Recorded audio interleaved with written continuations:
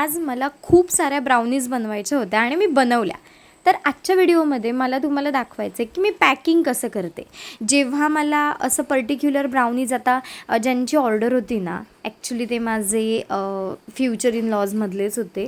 So त्यांना त्यांच्या ऑफिसमध्ये द्यायच्या होत्या ब्राउनीज, मुंबईला घेऊन जाणार होते ते. सो इथे मी काय केलं की प्रत्येकाला वेगवेगळी सेपरेटच पॅकिंग केली, कारण ते सेपरेट देणार होते. एकाच घरामध्ये जाणार नव्हत्या ब्राउनीज, त्यांच्या ऑफिस स्टाफमध्ये त्यांना वाटायच्या होत्या.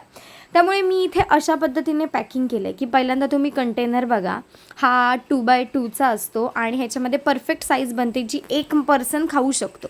बरं, मी ह्यासाठी काय करते की मी आपले जे कंटेनर्स असतात ना 250 mlचे तेच घेते आणि त्यासोबत हा स्पून.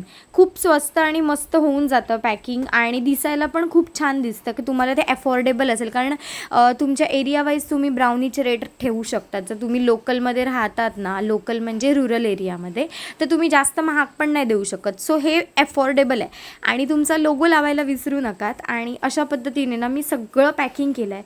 आणि जेव्हा असे ऑर्डर्स असतात वेगवेगळ्या ठिकाणी जाणारे, त्यावेळेला मी असंच पॅकिंग करते. तुम्हाला कसं वाटलं?